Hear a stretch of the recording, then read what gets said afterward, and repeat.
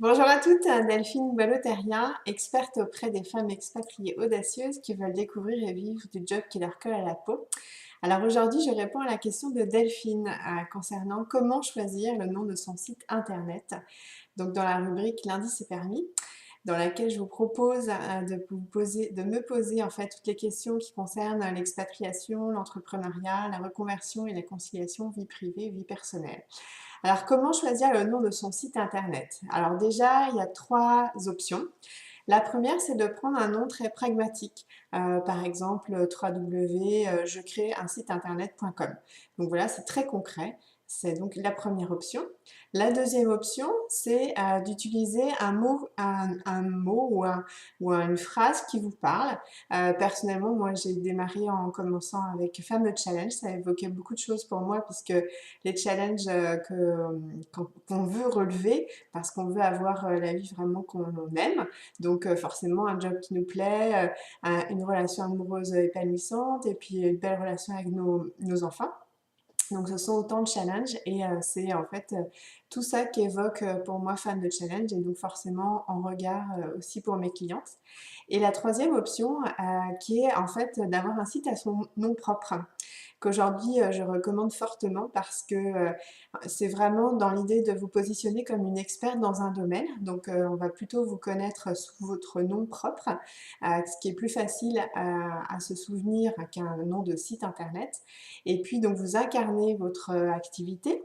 Et en plus, comme c'est votre nom à vous, bah, finalement, vous pouvez aussi faire que vos services évoluent, votre clientèle évolue, et finalement, ce sera toujours sous le chapeau de votre propre nom. Mais évidemment, c'est pas forcément évident tout de suite quand on démarre.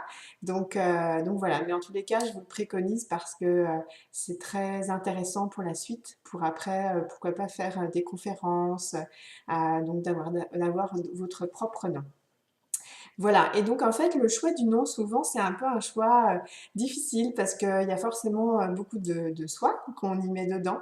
Alors, moi, je ne préconise pas d'aller chercher des agences, mais plutôt de vraiment de demander à quelques amis très proches qui nous connaissent très bien et qui en fait vont donner un avis mais qui soit en lien avec nous-mêmes et donc pas avoir de projection chacune sur le nom qu'elle vous conseillerait et en fait du coup prendre celui qui va vous parler le plus, qui sera le plus proche de vos valeurs et c'est parce que ce sera vous la représentante de votre activité donc ce sera vous en fait qui serez la plus à même à expliquer la signification, si par exemple c'est un mot ou une phrase.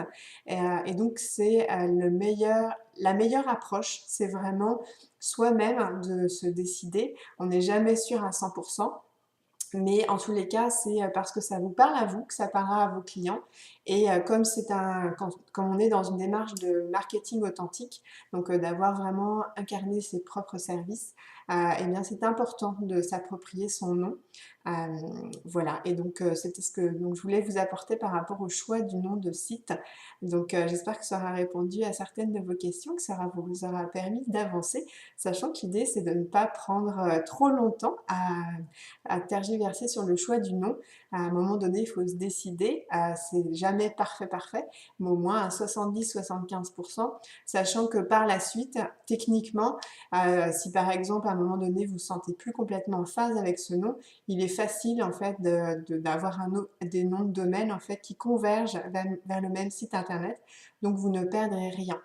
Voilà, bah écoutez, je vous dis à la semaine prochaine. Bonne semaine à toutes. Au revoir.